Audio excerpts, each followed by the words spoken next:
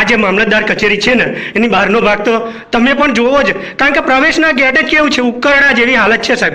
તો ત્યારે ચાંદીપુરા નામનો એક રોગ ખૂબ જ ફેલાઈ રહ્યો છે, ત્યારે માત્ર મામલતદાર કચેરીના હાલ આપણે જોઈએ.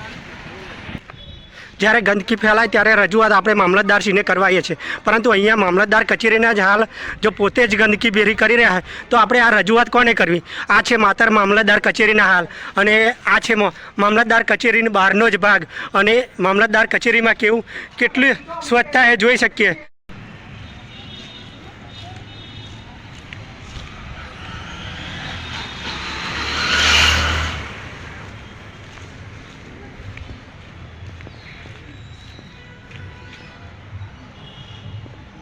મામલતદાર કચેરીની ઓફિસ છે, અને આ એનું ઉત્તર દિશા તરફનો ભાગ છે, અને અહીંયા સફાઈ કેવી છે એ તમે જોઈ શકો છો. અને અત્યારે રોગચાળાનો ભય ખૂબ વધી રહ્યો છે, ત્યારે રોગચાળો ફેલાવા માટે ગંદકી એ મહત્ત્વનો ભાગ છે.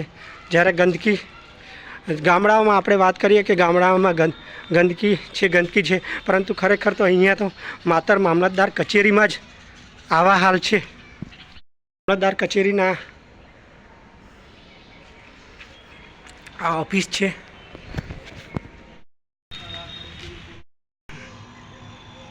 માત્ર મામલતદાર કચેરીનો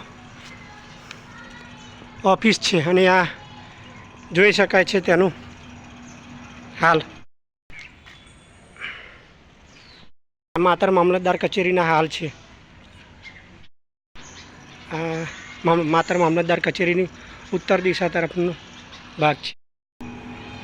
આ એક્ઝિક્યુટિવ મેજિસ્ટ્રેટ સાહેબની ગાડી પડી છે, અને ગાડીની બાજુમાં જ આટલી ગંદકી છે, ત્યારે બીજા પાસે આપણે સ્વચ્છતાની અપેક્ષા શું રાખી શકીએ? જે પોતે કચરાપેટીનું બોર્ડ પોતે છે એ પોતે કચરામાં ફેરવાઈ ગઈ છે, અને એની બાજુમાં સાહેબની ગાડી છે, ને ઘાસમાં કટાઈ રહી છે. સ્વચ્છતા જેવું અહીંયા કશું છે જ. આપણે આ બાબતે મામલતદારશ્રીને પૂછવાની કોશિશ કરી.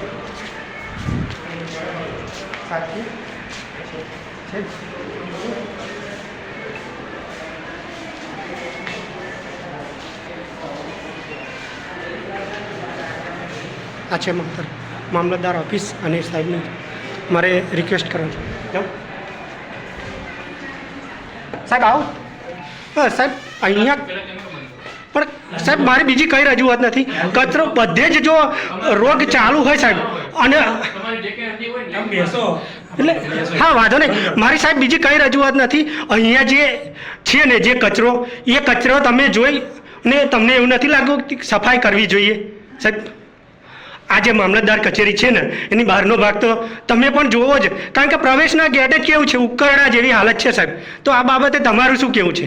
અત્યારે રોગચાળો કેટલો ભયંકર ફેલાઈ રહ્યો છે, બરાબર?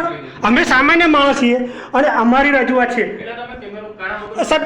કારણ વગર નથી. હું અહીંયા બીજી રજૂઆત કરવા હતો, અને અમારે ગામની ગંદકીની રજૂઆત કરવા, પરંતુ મેં જોયું કે હું અમારી રજૂઆત કરીશ તો પહેલાં તો અહીંયા જ આવું છે, તો અમારી રજૂઆત અમે કેવી રીતે કરી શકીશું સાહેબ?